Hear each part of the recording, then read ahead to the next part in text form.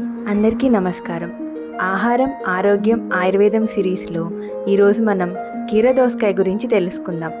దీన్ని ఆయుర్వేద శాస్త్రంలో త్రపుష అని పిలుస్తారు.